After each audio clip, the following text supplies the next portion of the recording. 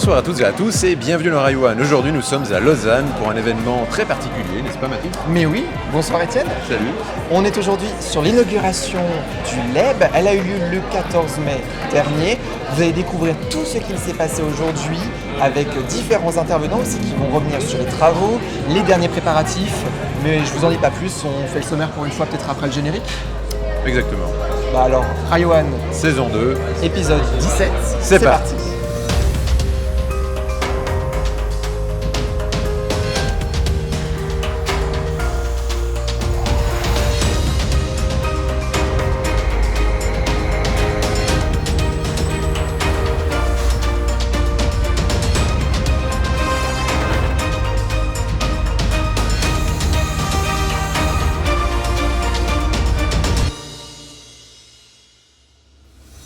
Comment ne pas commencer cette émission spéciale sans avoir notre séquence historique ? Tout comprendre sur l'évolution du LEB avec Mathis Courte dans quelques instants avant de rencontrer Olivier Bronner, délégué de la direction des TL au LEB avec qui je parlerai de l'exploitation en général de cette ligne. Embarquez ensuite avec Étienne pour découvrir la ligne sous notre séquence découverte avant de démarrer le deuxième entretien du jour, celui avec Samuel Barbou, responsable du projet tunnel et tramway lausannois que vous avez déjà vu dans Rail One. Prenez place ensuite dans la cabine du Régio 318 pour découvrir Pascal Pasquier, un des pilotes de locomotive. Vous ferez le trajet Bercher-Lausanne-Flon le jour où notamment la deuxième journée de marche à Blanc dans le tunnel avait lieu. On terminera cette émission en beauté avec une séquence très rare, celle d'un exercice de secours. Nous avons été autorisés à participer à cet exercice en immersion, de l'arrivée des participants à l'évacuation de ces derniers, en passant par les différentes étapes d'intervention. Nous débrieferons ensuite de tout cela avec Mamadou Diaby, responsable mise en exploitation du tunnel. Les premières traces du LEB remontent en 1870 lorsqu'une demande de concession avait été faite. Aujourd'hui, le 14 mai 2022, le tunnel est enfin terminé après 5 ans de travaux. C'est joli, mais qu'est-ce qu'il y a eu entre-temps ? Comment est-ce qu'on en est arrivé là et qu'est-ce qu'il s'est passé ? Reportage historique de Mathis Courte et Tim Chanet.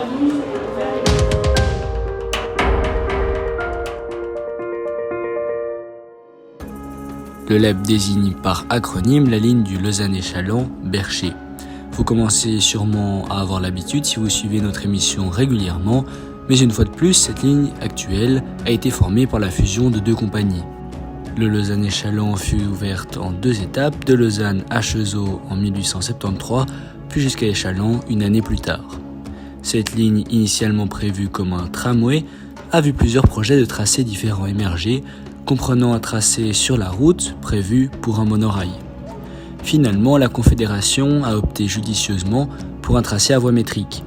Ceci fait du LE, Lausanne-Échallens, la première ligne à voie métrique de Suisse.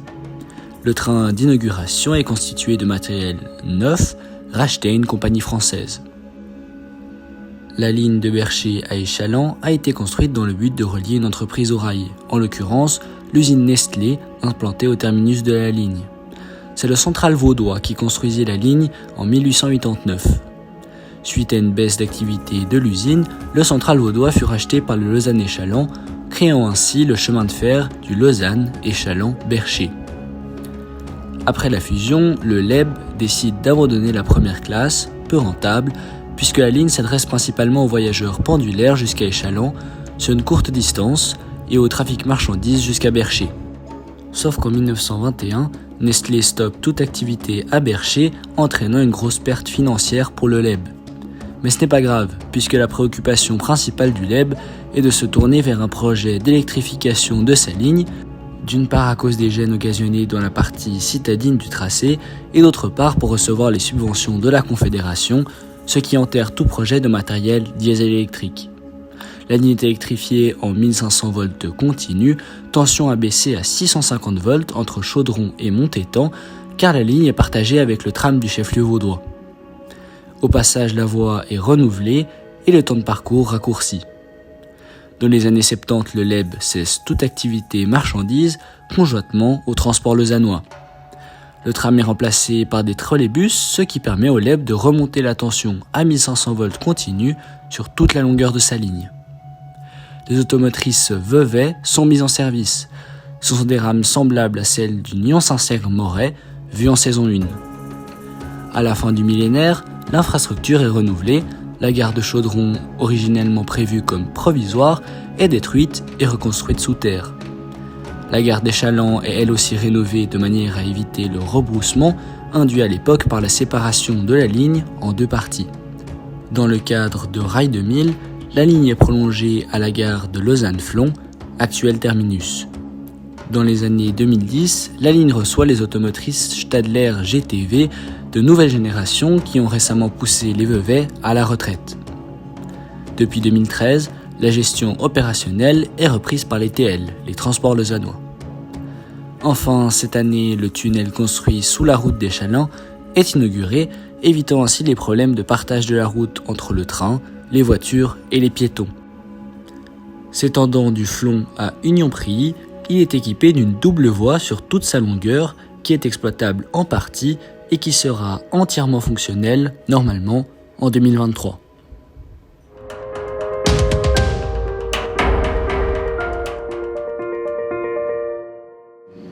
Olivier Brunner, bonsoir. Bonsoir. Vous êtes le directeur de l'unité LEB. Est-ce que vous pouvez me rappeler pour quelles raisons ce tunnel a été envisagé ? Écoutez, en fait, le LEB circule depuis Bercher et Challans jusque Lausanne, mais en arrivant sur Lausanne, dans une zone urbaine dense, il était en confrontation avec les routes, les voitures et les circulations, que ce soit les piétons ou les vélos. C'était une situation qui, avec l'augmentation du trafic, devenait insupportable, d'autant que nous avions amélioré la cadence. Pourquoi est-ce que le tunnel a mis autant de temps à être envisagé ou mis en place face aux nombreux accidents qu'il y a eu par le passé ? Alors, autant de temps, pas forcément à être envisagé. En fait, très rapidement, nos prédécesseurs ont reconnu la nécessité, l'utilité d'un tunnel. En revanche, comme bien souvent dans le cadre d'une réalisation d'une infrastructure de cette importance, c'est le problème du financement. Et en l'occurrence, il a fallu un acte politique fort pour pouvoir obtenir le financement et enfin pouvoir démarrer les travaux de réalisation de ce tunnel. Et ça a été une opération que Madame Nouria Gorité a mis en œuvre dès qu'elle est arrivée au dicaster des infrastructures et de la mobilité. Puis qu'est-ce que ce tunnel va améliorer face à l'exploitation ? Alors pour nous, c'est un changement extrêmement important et précieux puisque nous ne sommes plus confrontés au trafic routier ou pédestre ou, comme je vous le disais, mobilité douce, vélo. Ça amène une circulation qui, je dirais, est assagie en quelque sorte, avec beaucoup moins de risques pour les différents protagonistes qui circulaient jusqu'alors sur l'avenue d'Échallens. Et ça va nous permettre, au-delà de ça, donc d'une meilleure sécurité, de pouvoir circuler avec une meilleure régularité dans le tunnel. Donc grâce à ça, nous allons déjà gagner 2 minutes entre nos deux points de croisement du Flon jusqu'à Union-Prilly, mais surtout nous aurons la garantie d'une régularité qui améliorera encore les performances du LEB. Puis, dans le futur, est-ce qu'il y aura encore des améliorations au niveau des infrastructures ? Oui. Le LEB, je ne sais pas si vous connaissez son surnom, mais son surnom c'est la Brouette. C'était un petit train de campagne qui amenait les personnes, mais aussi les matériaux et puis également le lait, ou le lait concentré d'ailleurs, le lait Nestlé, jusque la capitale vaudoise. En l'occurrence aujourd'hui, on a l'ambition de le transformer en un véritable RER, donc avec des normes de confort, des normes de rapidité et de fréquence extrêmement importantes. De ce fait, ce qu'on va faire, c'est que, on l'a déjà engagé avec le tunnel, mais nous allons continuer des travaux sur les infrastructures pour pouvoir à terme, et c'est un objectif que nous avons, adopter une cadence 10 minutes depuis Échallens à l'horizon 2030. Et donc ça, c'est pour l'avenir de l'infrastructure et puis des projets. De quoi il en est ? Alors, comme je vous le disais, nous avons comme objectif de mettre en place la cadence 10 minutes à l'horizon 2030 environ. Pour ce faire, nous allons, maintenant que le tunnel sous l'avenue d'Échallens est réalisé, nous allons réaliser d'autres travaux pour permettre cette cadence 10 minutes. Il y a notamment des modifications du tracé de voie entre Joutan et Romanel. Nous allons également refaire la gare de Joutan-Mézery que nous allons adapter pour la rendre compatible à la fois aux personnes à mobilité réduite, donc compatible les Landes, et puis également avoir des quais de 130 mètres pour pouvoir accueillir nos compositions de grande longueur.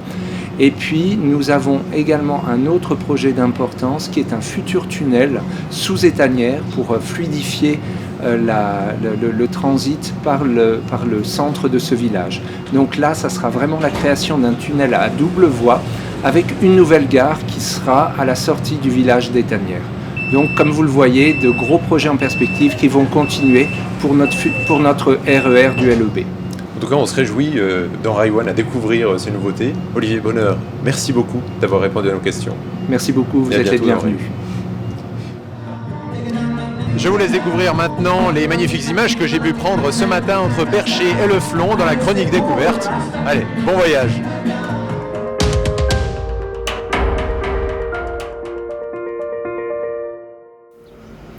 Bienvenue sur la ligne du Leb, ou plutôt du Bel, car nous partons de Bercher, pour nous rendre en direction du chef-lieu du canton de Vaud. Ici, nous sommes au terminus de la ligne verte, non loin d'Yverdon-les-Bains et de Thierlon. C'est un peu le milieu du monde et la vue est belle depuis ce point culminant.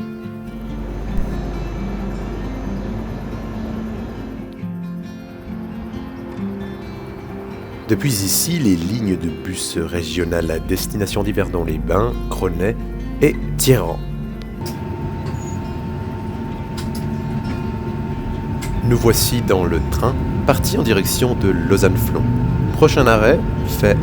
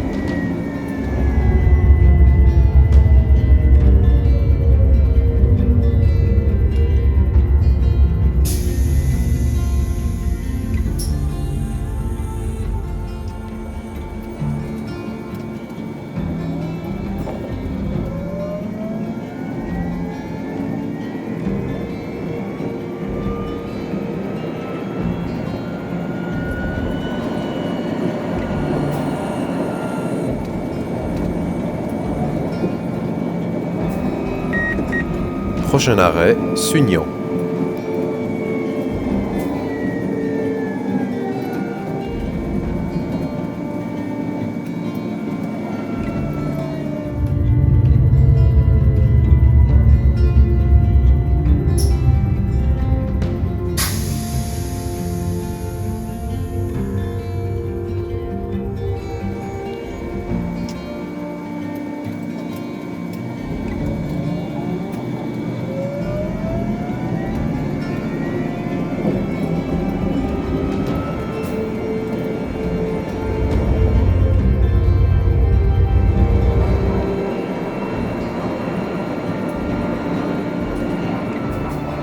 Prochain arrêt, Grézalais.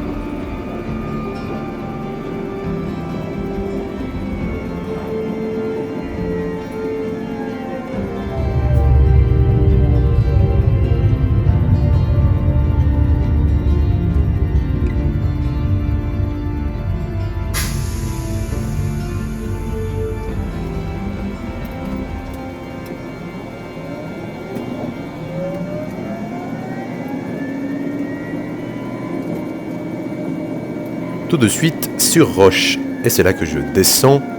Non, je ne descends pas au milieu de nulle part, nous sommes à Échallens.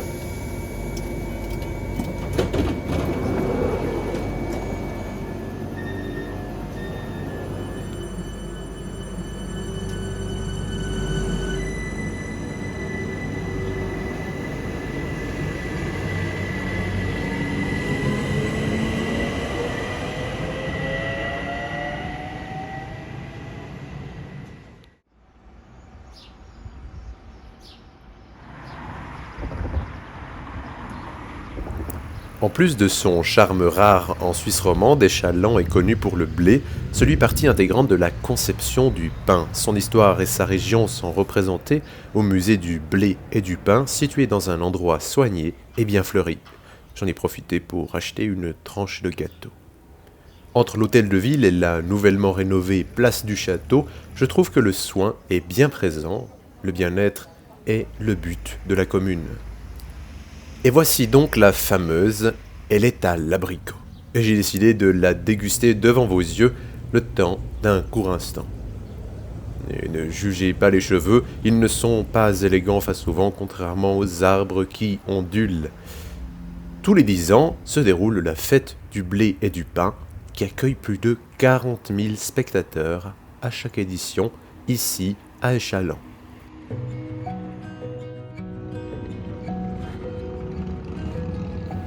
Nous voici à la gare. Depuis ici, le chemin de la rue Lavray, les bus vous emmènent sur plusieurs axes vers Chavornay, Yverdon, Moudon, Thierrens et vers d'autres destinations.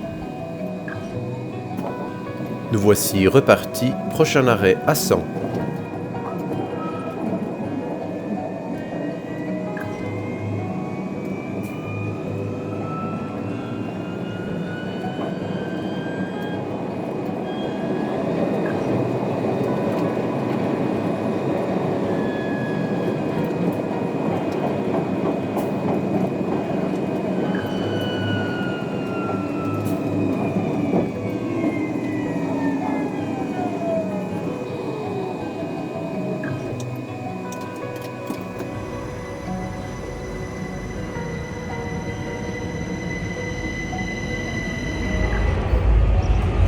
On est à Hassan, ici il n'y a peut-être pas 100 trucs à faire, mais ça reste très beau.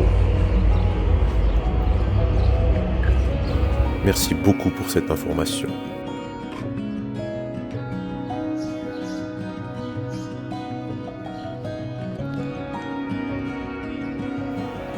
Le train arrive, on repart, toujours dans la même direction.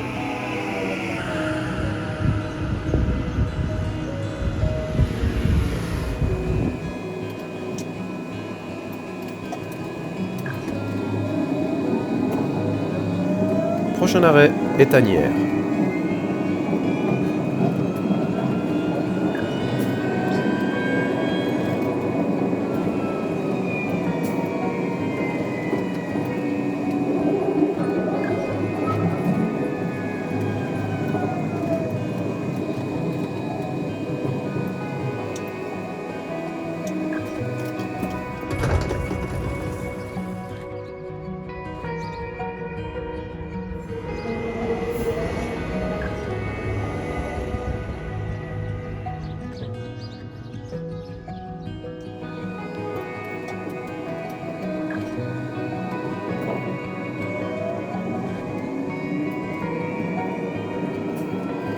Prochain arrêt, les Ripes.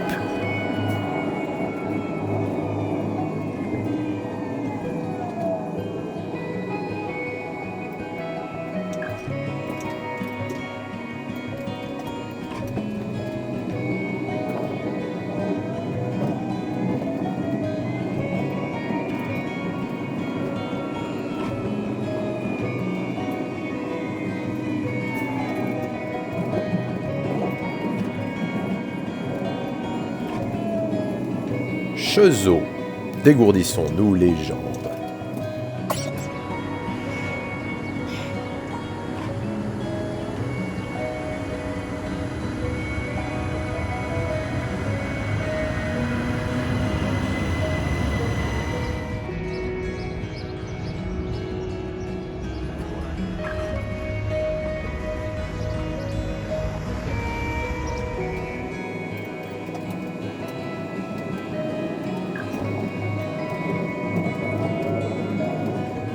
Prochain arrêt, Bel-Air-Leb.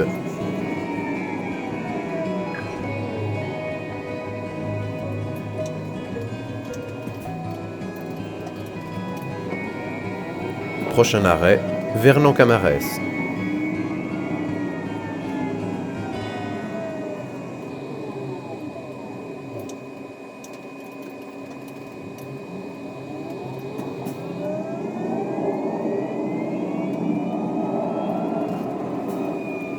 Romanel-sur-Lausanne.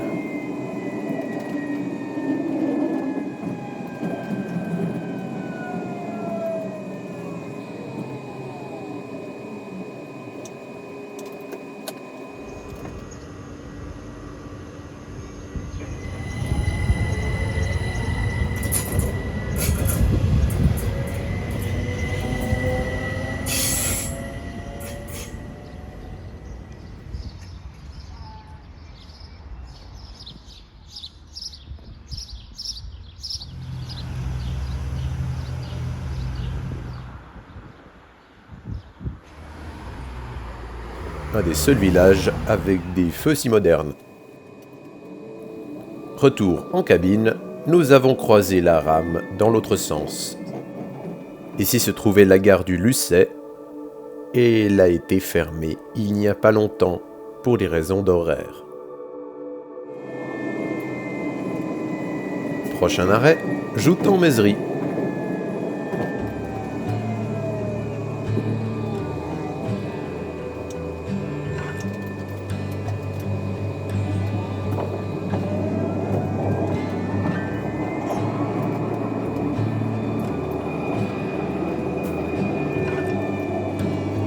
Série Fleur de Lys, avec vue sur la piscine.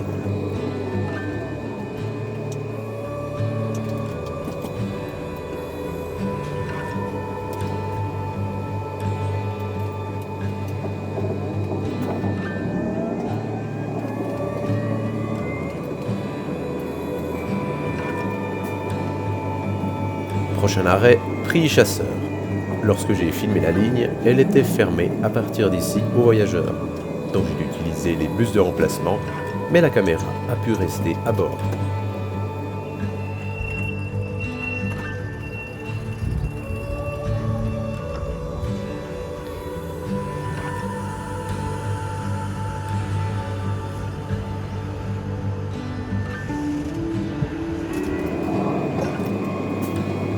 Arrêt faisant office de croisement notamment, Union-Prilly.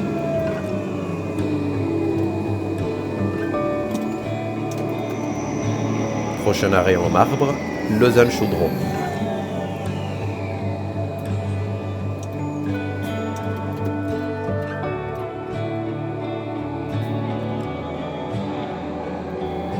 Terminus, Lausanne-Flon.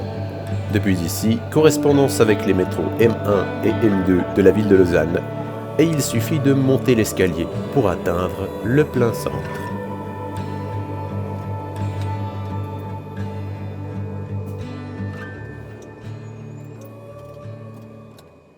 L'équipe Rai One s'agrandit pour la saison 3. Retrouvez les différentes fiches de poste sur notre site internet raione.ch, rubrique saison 3, l'équipe s'agrandit.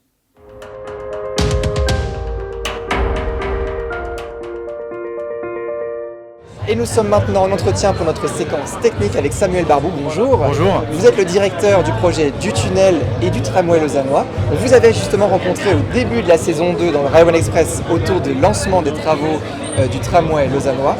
Le tunnel donc est inauguré aujourd'hui après 200 jours de travaux en fait intenses depuis la fermeture de la ligne entre Prilly-Chasseurs et Lausanne-Flon depuis fin septembre, le 25 septembre je crois. Exactement. Qu'est-ce qui a été fait durant ces 200 jours ? Mais en fait, ce qu'on a surtout fait pendant ces 200 jours, c'est les 2 raccordements.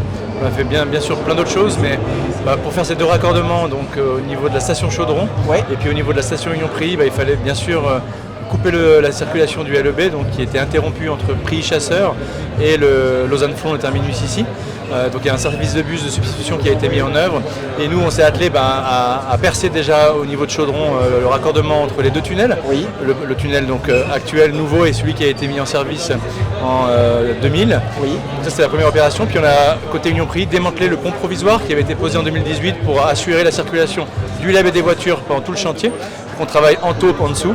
Oui. Et donc on l'a démantelé et puis on a aussi fini ce qu'on appelle la tranchée couverte et ouverte. En parallèle bien sûr, la pose des équipements ferroviaires à l'intérieur du tunnel s'est poursuivie. C'est ce qui s'est essentiellement passé pendant ces 200 jours. Et puis ces dernières semaines, depuis le 23 avril exactement, où on a donné les clés au sens propre comme au sens figuré à nos collègues de l'exploitation, on a fait les marches à blanc, il y en a eu 3. La dernière c'était aujourd'hui. Aujourd'hui, oui. Et puis on a formé tous les mécaniciens, les agents de maintenance à ce nouveau tunnel, ce nouvel outil de travail pour demain vers 5h du matin, le premier train commercial. 200 jours, donc on l'a dit, mais les travaux n'ont pas démarré à ce moment-là, clairement. Les 200 jours ont été les plus visibles parce que ça a perturbé donc le service voyageurs. Mais qu'est-ce qui a été fait en amont? Quels ont été les points clés en amont? Donc le vrai chantier a démarré le 21 août 2017, donc il y a quasiment 5 ans. Oui. On a commencé d'abord par s'installer, donc tant au niveau du parc de la Brouette, qui était la zone d'installation de chantier principale. On a creusé un puits avec 2 paliers, un premier palier à 25 mètres pour pouvoir déposer les machines, les fameuses haveuses qui ont creusé ensuite le tunnel à raison de 3-4 mètres par jour. Et puis on a été creuser ce puits jusqu'à 42 mètres pour pouvoir se connecter au tunnel Tridel, le ferroviaire Tridel. La creuse du tunnel, c'est à peu près 350 000 tonnes de matériaux, principalement de la molasse. Puis les 3/4 de ces matériaux ont été évacués non pas par voie aérienne et routière, donc en camion. Donc on a économisé 50 camions à peu près par jour dans l'agglomération lausannoise. Et on s'est servi du tunnel Tridel, qui était à 42 mètres, au fond du puits d'accès au parc de la Brouette, pour pouvoir finalement utiliser aux heures creuses de Tridel ce tunnel pour évacuer par voie souterraine et ferroviaire, encore une fois, les matériaux d'excavation. Puis après, effectivement, jusqu'aux 200 jours finaux, il s'est passé quand même beaucoup de choses. La creuse du tunnel, où on a eu beaucoup de difficultés pour y arriver, ça s'est passé en septembre 2020. Et puis en mars 2021, on a commencé véritablement la pose des équipements ferroviaires. Et puis le 25 septembre, on l'a rappelé juste avant, on a coupé la circulation pour faire les travaux de raccordement finaux. Est-ce qu'il y a eu des défis techniques à relever ou même peut-être des imprévus qui se sont produits sur ces 5 années? Oui, effectivement, ce chantier il a été émaillé de beaucoup de surprises, oui. Notamment géologiques, mais pas que. On a commencé par trouver un cimetière sous le parc de la Brouette. Un cimetière? Oui, alors c'était prévu parce que donc, le parc de la Brouette, c'était pendant plus de 100 ans le terminus provisoire du LEB, avant qu'on fasse la jonction jusqu'au Flon. Okay. Mais voilà, on s'attendait à trouver du coup quelques sépultures, on en a trouvé plus de 60, ça a déjà retardé le chantier. Après on a eu une roche globalement plus dure, plus abrasive qu'escompté.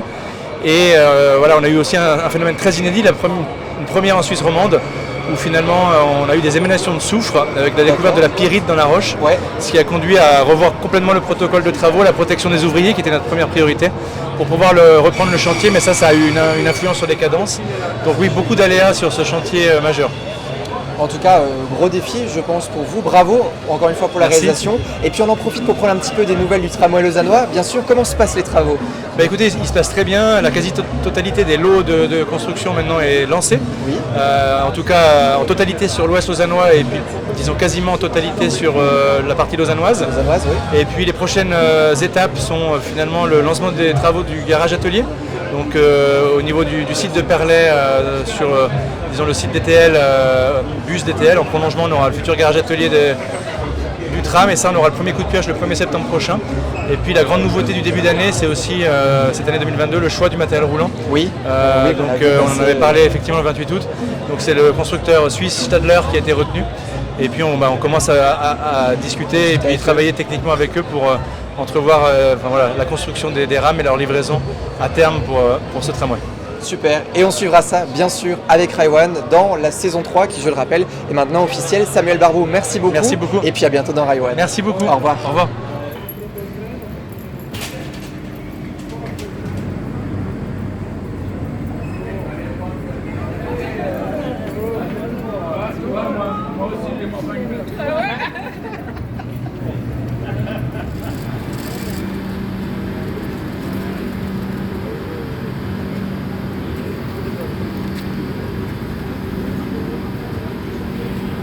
Nous réjouissons sincèrement de pouvoir vous accueillir à bord de ce train et nous vous remercions sincèrement également pour votre intérêt. Je suis Guillaume Javille, je travaille pour la direction du tunnel depuis maintenant 2015. Nous avons bien vu les infrastructures, mais pour conduire, il faut des pilotes. Nous avons suivi l'un d'eux, il s'agit de Pascal Pasquier, un portrait signé Nicolas Berdo et Mathis Chatillon.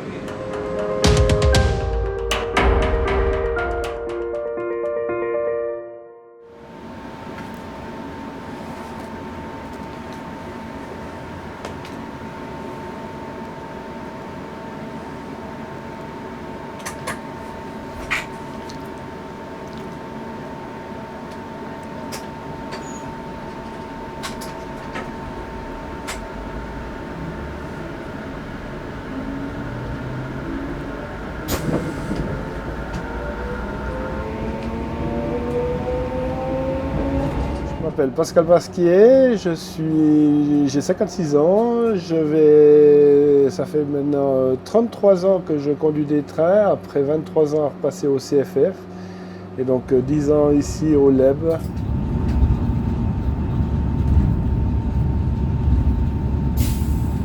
Comment vous êtes arrivé dans le ferroviaire?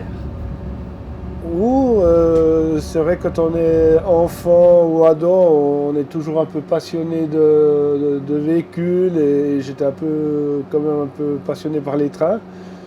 Et j'ai eu l'occasion de me présenter pour être conducteur de train au CFF et puis voilà, c'était parti comme ça, quoi. C'était déjà en 1989, donc ça commence à dater.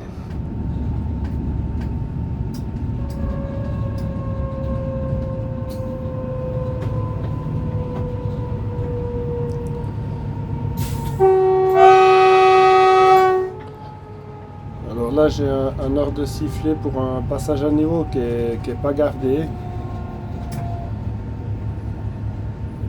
et qui est limité à 50 provisoirement. Et qu'est-ce qui vous plaît sur la ligne? Pourquoi être venu au LEB et conduisez-vous depuis 10 ans sur le LEB? Il y avait un moment un peu envie de changer et puis ensuite c'est vrai que j'avais regardé deux, trois lignes. Et cette ligne du LEB me plaisait pour deux raisons. C'était vraiment, on faisait un peu de tout. C'est quand on part du flanc, on a l'impression d'être un peu dans un métro, si on passe cette expression. Et puis en même temps, quand on sort, après on est à la campagne, donc c'est vraiment une variété qui est assez sympa. Et puis en même temps, c'est vrai que c'était une ligne qui était annoncée il y a 10 ans en plein développement et c'est ce qui s'est passé avec toutes les nouvelles infrastructures qu'on a actuellement sur la ligne, quoi.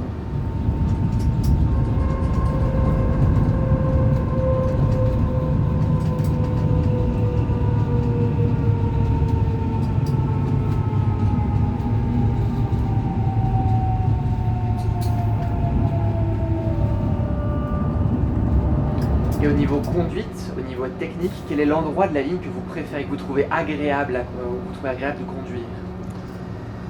Alors agréable, c'est plus sur le haut, ce qu'on a quand on part, parce qu'on est vraiment dans la campagne. On a vu tout à l'heure avec le ciel qui était un peu bleu, qui avait 2-3 nuages au fond et une variété de couleurs. On avait les champs jaunes.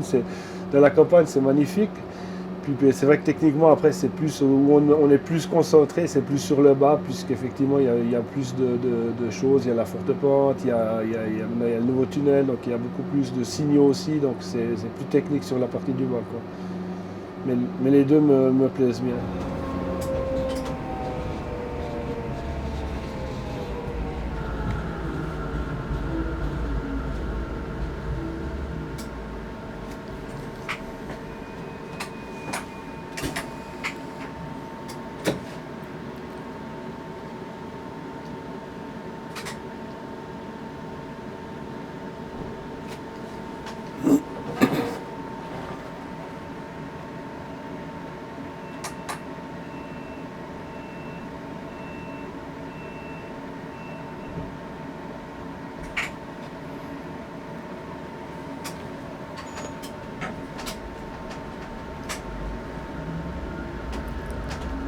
Vous avez conduit aussi les anciennes rames du LEB. Alors là, on est dans une 60. Il y a les 40 bien sûr qui circulent. Et vous aviez connu celle qu'on a croisée à Bercher au départ du portrait. Vous gardez un souvenir d'elle plutôt positif ou plutôt vous êtes content d'être dans les 60? Alors on va dire qu'on est très content d'être dans les 60 ou dans les 40. Parce que c'était vraiment du matériel qui était dépassé, qui avait fait leur temps. C'était le moment de les changer. Je sais que certains puristes et autres ferrovipates se diront peut-être qu'effectivement c'était du beau matériel, c'était du vieux matériel, mais effectivement c'est du vieux matériel et ça ne correspondait plus ni pour la conduite, ni pour les voyageurs à un certain niveau de confort. Il n'y avait pas de climatisation par exemple, ni pour nous avec derrière des immenses grandes vitres, donc des fois on approchait des 50 degrés à l'intérieur, donc c'est vrai que c'était quand même... c'était chaud, quoi. Et donc on arrive en gare d'Échallens.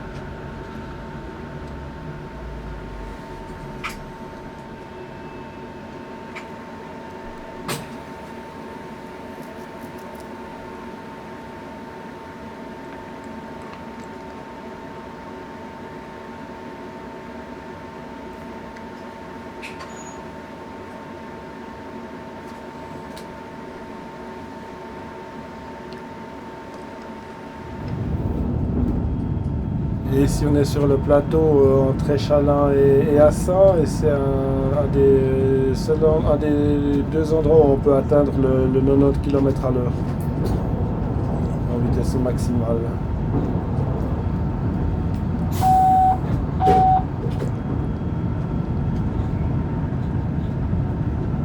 Vous avez un tour de service qui vous plaît, le matin, le midi ou le soir, ou quelque chose où vous vous dites vraiment ah bah aujourd'hui je vais adorer ce tour là?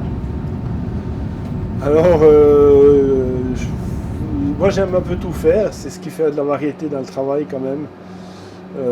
Cela dit, c'est vrai que je préfère plutôt les tours du matin, on a l'après-midi plutôt de libre, mais en même temps c'est vrai que j'aime tout faire, donc il n'y a pas vraiment spécialement des tours que je me dis que j'aime faire ou que j'aime pas faire.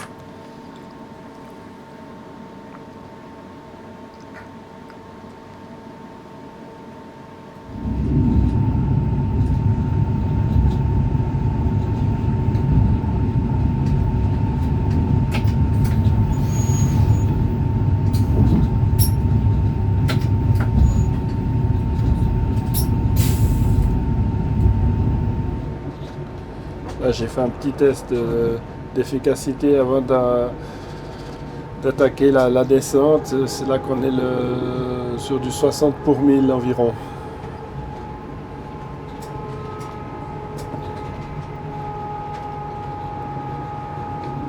L'air justement, vous faites donc 2 tests de frein, c'est ça, depuis Bercher, au départ de Bercher pour le test d'efficacité et avant la descente. Avant la descente, c'est un choix un peu personnel ou c'est vraiment des procédures qui ont été édictées? Non, alors c'est des procédures qui existent. En fait, on en a fait même 3, puisqu'on en a fait une, comme vous avez dit, donc, au départ, plus une avant la forte pente, et puis on en fait encore une à l'arrivée avant d'entrer sur le butoir. Donc c'est des procédures qui existent par le PCT.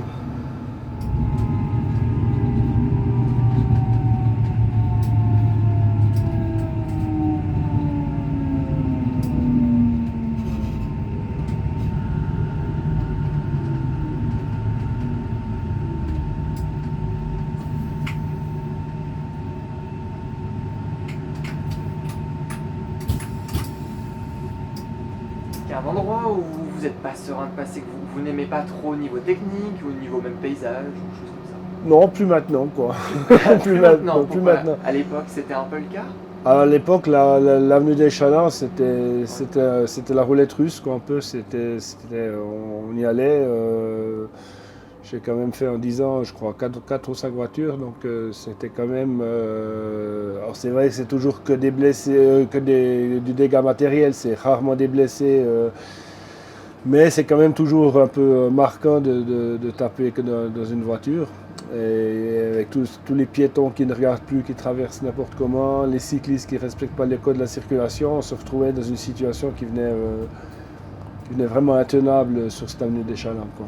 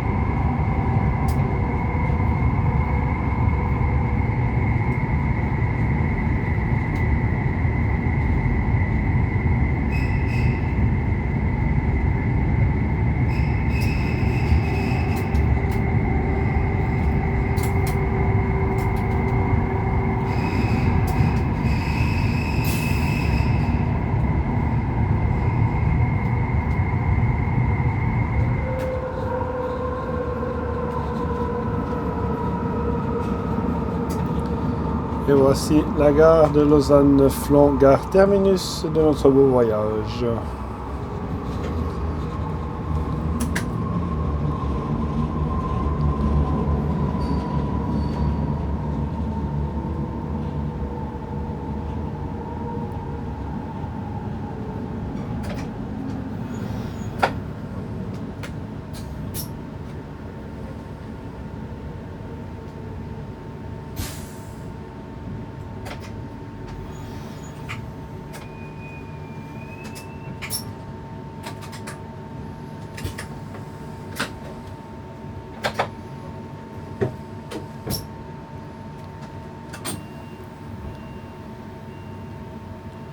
Donc là, je vais parquer la machine pour aller me préparer de l'autre côté.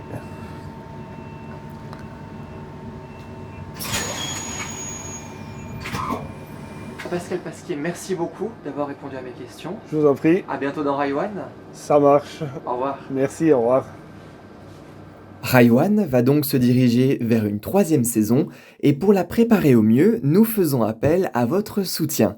Nous avons ouvert une cagnotte sur le site kickstarter.com pour financer les futurs achats de matériel et les nouveautés souhaitées pour cette nouvelle saison. Retrouvez le lien d'accès direct dans la description juste en dessous de la vidéo. Si vous suivez l'actualité des TL, vous savez que début mai a eu lieu un exercice de secours dans ce tout nouveau tunnel pour prévenir n'importe quel risque. Le scénario choisi a été un incendie à bord d'une des rames, une rame qui s'arrête en plein milieu du tunnel. Je vous en dis pas plus, nous avons pu suivre en immersion et on remercie les TL d'ailleurs pour ce privilège, cette exclusivité. Nous étions donc à l'intérieur d'une rame. Voici la séquence exploitation et on débriefe juste après avec le responsable de l'exercice, Mamadou Diaby.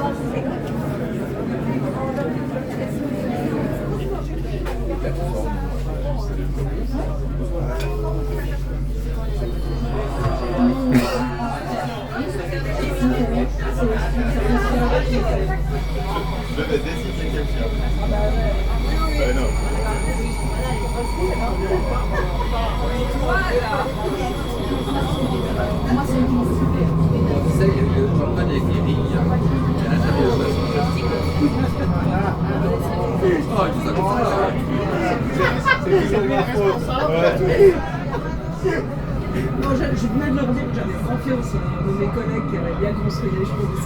Ça, c'est un combat sur la tête trop vite. Ils croient que moi j'ai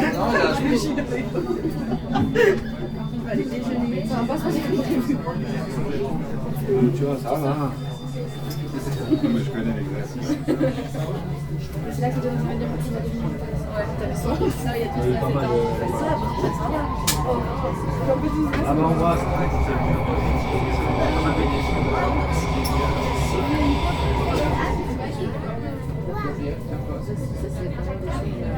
On a aussi beaucoup de citoyens qui écrivent. J'ai eu des vues passer.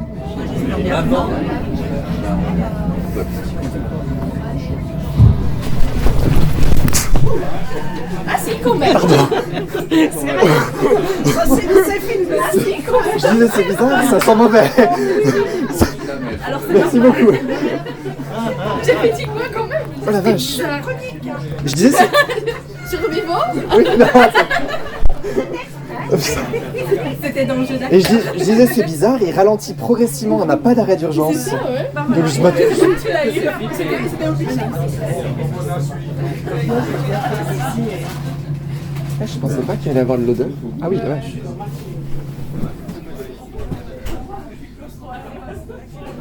Mesdames et messieurs, votre attention s'il vous plaît. En raison d'un incendie, notre train est immobilisé en pleine voie. Veuillez rester absolument assis et écouter mes prochaines consignes. Je répète, la rame de devant a des soucis d'incendie. Mesdames et messieurs, veuillez rester dans le compartiment et suivre mes prochaines instructions. Merci.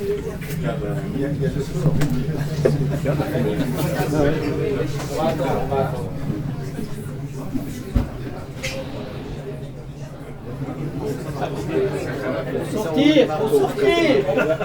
Il m'a dit qu'il faut attendre. Non, faut sortir. Allez, ça va aller. Je suis claustrophobe, je veux sortir.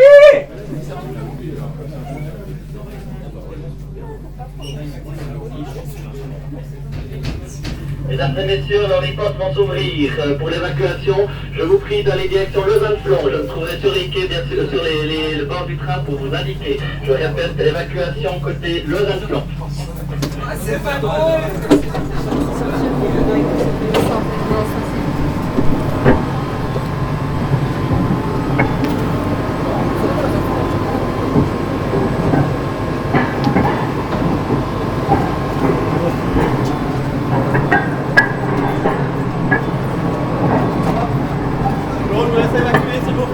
Allez, s'il vous plaît.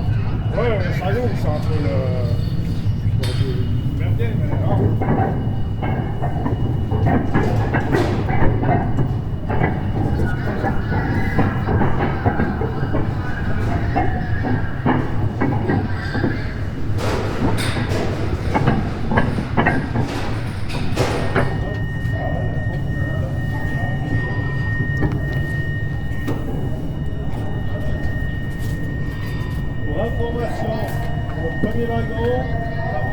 Personne.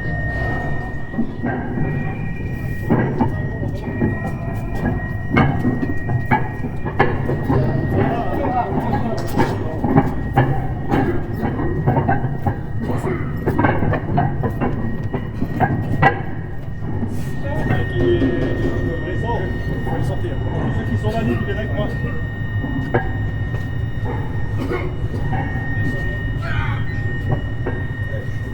Hop, c'est des jeunes, réponse. J'en ai bien. Je sors avec, monsieur. On laisse avec. Alors, on va le prendre, je le prends. Viens avec moi, monsieur.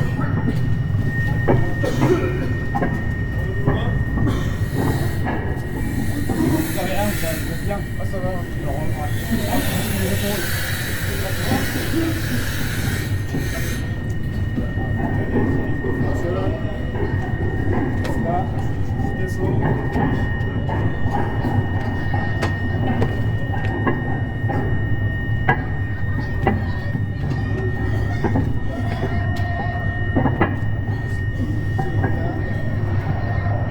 Ça joue tout seul ou bien? Non, mais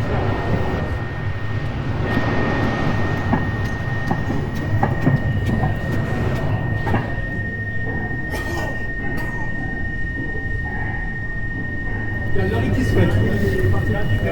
J'ai qu'à la douleur, je pense que ça va peut-être marcher ou quoi, faut qu'on. Bah, demande-lui. Ouais, ils sont partis, ils font les lauréats. Vous arrivez à marcher, madame? Elle répond pas, juste à la douleur. Ok, je m'occupe du Laurie. Ok. Laurie va venir. Pour les lauréats avec le Laurie là. Oui, c'est bon, il va arriver. Il va venir. Normalement, c'est la dernière personne qui nous reste dans ce train. On fait juste checker, être sûr à 100% qu'on n'a plus. Je reste avec madame pour voir si elle se dégrade pas. Tu fais le check? Je fais le check. Depuis là. Le deuxième train, dans le deuxième train, il y a Egel qui est fait. Alors, je fais plus là. Elle a un pouls de 128, du coup ça va. Mais regarde sur la plaquette, des fois il y a des indications. Oui, ouais, c'est écrit 41 40 respirations par saccade par minute. Non, la respiration, c'est qu'elle respire fort. Ah, c'est 20 normalement. 20. Mais faut juste attendre, on peut rien faire pour l'instant, on a rien. Sinon on la redresse, hein, si elle respire moins bien. Si elle est inconsciente, on la met en PLS. Hein. Elle n'est pas inconsciente, elle est alerte avec la douleur. Ah bien, on la met en PLS. Tu l'adresses vers moi? Ouais. On va vous prendre, ne vous inquiétez pas. Je raconte. On la met. Tu suis juste les jambes. Le bras. Tu la récupères derrière, s'il te plaît, au cas où. Voilà. Pardon, madame. Tu la mets au PLS? On la met en PLS. Ouais.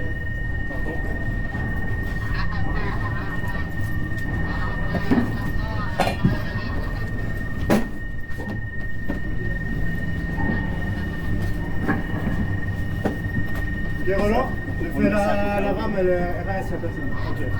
T'avais dit que la respiration c'était quoi? C'était hyper vite. Ouais, c'est 40. C'est écrit 40 minutes. Et puis 128 la fréquence cardiaque. Fréquence on est. Ok, on dit qu'on reste comme ça.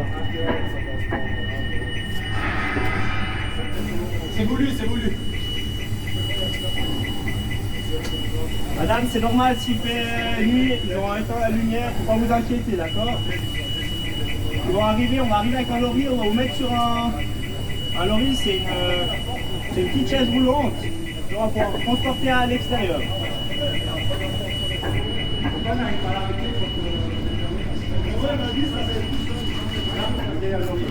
Allez. Madame, on va vous déplacer sur vous déplacer sur un chariot pour vous amener dans les ambulanciers, d'accord? On va le déplacer.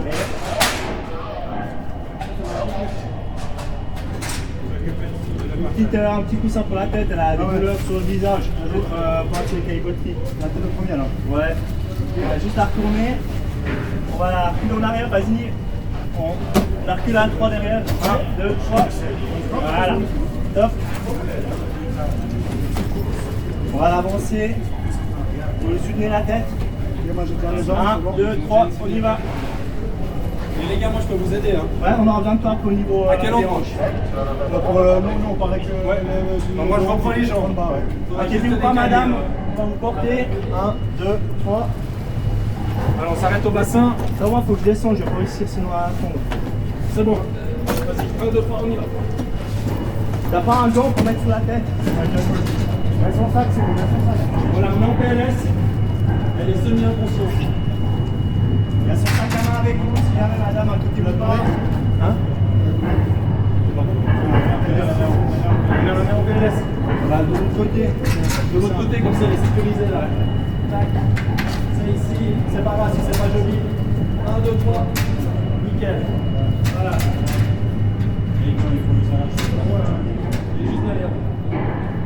Reste devant au cas où ça se bloque. Ouais, qui exerce le début. Tu vas tout seul. Non, ça va là. Ouais, je regarde de l'autre côté. 1, 2, 3.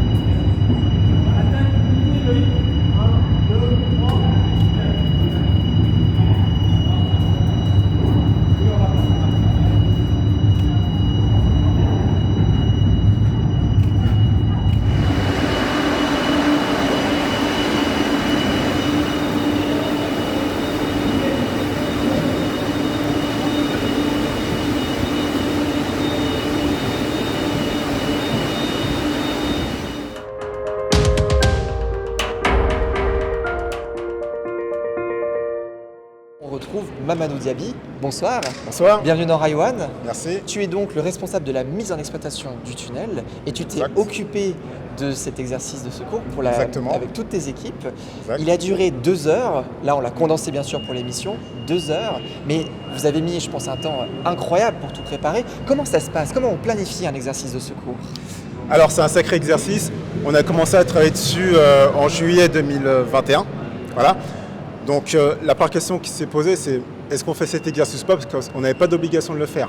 Mais au vu de l'ensemble des équipements, et on a aussi rédigé pas mal de nouvelles procédures, on s'est dit il faut faire cet exercice parce qu'on a besoin de se tester nous, mais aussi de tester l'interaction qu'on a avec des services externes. Donc l'organisation, c'était des premiers échanges avec JAM et les services de secours, donc avec l'état-major de crise de la municipalité. Oui. Suite à ça, volonté partagée de faire cet exercice. Donc on s'est rencontrés, on a échangé pour définir le périmètre, l'organisation, pas mal de séances de travail, d'ateliers de travail, 3 jours avec eux, vraiment mes 3 journées complètes de travail pour monter l'exercice, définir les phases, que chaque finalement partie prenante puisse définir ses objectifs. Oui. Et après le travail dans le fait de réaliser un exercice qui permet de remplir les objectifs de chacun des partenaires. Voilà. Donc oui, beaucoup de travail. Fin novembre, on avait un exercice qui était défini. Oui. Façon macro. Après, on est rentré dans le détail, on a vraiment travaillé sur le minutage. Et puis le recrutement des figurants, parce qu'il fallait chercher des personnes en externe, l'organisation, le cadrage, le financement de cet exercice, et puis jusqu'à la réalisation qu'on a pu constater, qu'on a vu juste avant.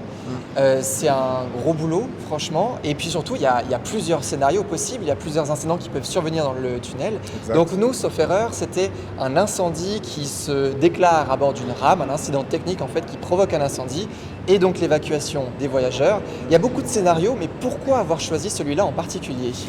Alors, exactement. Ce scénario il a été choisi pour plusieurs raisons. Déjà, l'incendie, c'est un peu le pire des scénarios, l'un des pires des scénarios qu'on pourra avoir. Voilà. Oui. Parce qu'à l'incendie, il y a de la fumée, tout le monde est perturbé, on a une situation de choc. Voilà. Et on a vraiment besoin de savoir quel est le comportement de nos équipes en cas d'incident, mais aussi des partenaires extérieurs. Comment est-ce que la communication se fait entre eux et nous, et aussi vis-à-vis des voyageurs, comment est-ce que la communication se fait. Donc, l'incendie, en fait, il est venu assez naturellement parce qu'on a aussi doté le système via le projet de nouvel équipement qui est une gestion technique centralisée. La gestion technique centralisée, c'est la remontée de l'ensemble des alarmes de plusieurs équipements dans le tunnel, mais aussi dans les gares. Ouais. Donc, pour faire simple, ce qui concerne l'incendie, on a les boutons poussoirs et on a les détecteurs incendie. Là, c'est des équipements de bâtiments et de stations, donc dans les gares. Ouais. Et on a un petit câble qui longe le tunnel, qui est au-dessus de la ligne de contact, qui s'appelle le câble fibro-laser. Et donc, ce câble-là, il détecte une variation de température. Et c'est cette variation de température en fonction du secteur qui définit un scénario d'incendie. Donc, le scénario d'incendie, c'est j'ai l'incendie de tel endroit, tous les accélérateurs et les ventilateurs évacuent les fumées dans telle direction, le mécanicien doit évacuer les voyageurs dans telle direction. Voilà. Et ça, c'est vraiment quelque chose de nouveau. Voilà. Après, la deuxième raison, c'est que lorsque, à mon arrivée, on a organisé des visites avec l'ensemble des mécaniciens du tunnel et l'ensemble des régulateurs, des chefs de circulation. Et on a récupéré l'ensemble des remontées. Il y avait quelque chose qui revenait très souvent, c'est si ma rame elle est bloquée, qu'est-ce que je fais? Ouais. Voilà. Et donc cet exercice justement permettait de répondre à l'ensemble de ces questions, tout en sachant qu'avant cet exercice, il y a un gros aspect formation. Oui, voilà, où bien sûr. Où tous les mécaniciens, tous les chefs de circulation ont dû être formés. Nous, on a passé énormément de temps avec beaucoup de personnes à travailler sur les nouvelles procédures à appliquer vis-à-vis des nouveaux équipements. Et donc voilà, cet exercice, il a vraiment complété beaucoup de choses différentes. Et tu l'as dit d'ailleurs au début, vous n'aviez pas d'obligation de l'OFT pour la mise en service. Alors, on le discutait en off, on ne sait pas si c'est une généralité ou si c'est juste peut-être pour des raisons de distance, de tunnel ou autre. On n'a pas l'information. N'hésitez pas à réagir dans les commentaires si vous avez cette information. Mais franchement, est-ce qu'il y a des conclusions, il y a des choses qui ont pu être vues à la fin de l'exercice, des améliorations par exemple pour le futur? Est-ce qu'il y a des choses comme ça qui ont été observées? Exactement. Donc, avant même d'arriver vraiment sur cette conclusion, on a fait plusieurs choix, mais vraiment stratégiques, d'avoir des figurants qui soient des personnes internes, mais aussi des personnes externes. Parce que les personnes internes, on peut causer qu'elles sont un peu sensibilisées au ferroviaire, et donc elles ont un point de vue qui est différent que un peu monsieur ou madame n'importe qui vient seulement par exercice, par curiosité. Donc, ce que je peux dire par rapport à ça, c'est que on n'a pas eu d'obligation, mais très rapidement on a souhaité le faire. Lorsqu'on a échangé avec les services extérieurs, très rapidement, là, il y a une motivation pour le faire. On est dans un renouvellement de tunnel. Voilà. Oui. On est dans un tunnel. Oui, une partie était déjà en place. Une partie était déjà en place. Voilà. On est dans un tunnel qui est catégorisé. Donc, en effet, quand on prend ces critères-là, on n'avait pas l'obligation de le faire. Maintenant, au vu de l'ensemble des nouveaux équipements qu'on a, voilà, on a tout changé en fait. On a changé la voie, on a changé la ligne de contact, on a changé la façon de gérer les incidents aussi. Il y a une grosse amélioration, il y a des changements de comportement pour les mécaniciens, pour les chefs de circulation, pour l'information aux voyageurs, mais aussi pour les services de secours, parce que c'est aussi quelque chose de très important. On a une nouvelle issue de secours. Oui, voilà. Ouais. Et cette issue de secours-là, il faut aussi la tester. Est-ce qu'elle a été dimensionnée pour permettre de gérer des flux entrants et des flux sortants? Est-ce que les services de secours, à leur arrivée, ils peuvent rapidement se charger en eau? Voilà, il y a aussi cette question vis-à-vis de la conduite incendie. Donc non, on n'avait pas d'obligation. Oui, on l'a fait, ça a été très rapidement un choix. On aurait pu en effet revenir en arrière et dire non. Je sais pas, ouais. Voilà, ça n'a pas été un critère vis-à-vis de la mise en exploitation, mais la semaine dernière, en tout cas, nous, le CA a confirmé la réussite de cet exercice, le fait que les objectifs ont été atteints. Voilà. Et après, en termes de retour d'expérience, en effet, comme d'habitude, cet exercice-là, il est fait, on a envie de voir des erreurs. Voilà, on a envie de voir des choses à améliorer. Voilà, oui, c'est forcément, clair. Voilà, on est là pour ça, c'est un exercice. On a vu des points d'amélioration, on s'est organisé pour que chaque figurant puisse remplir un questionnaire de satisfaction. Ouais. Et donc on a récupéré l'ensemble des questionnaires de satisfaction, on a regardé l'ensemble des questionnaires et on a déjà des éléments, on a déjà des axes de travail, certains qui vont passer par de la formation, d'autres qui vont passer par de l'explication, de l'accompagnement.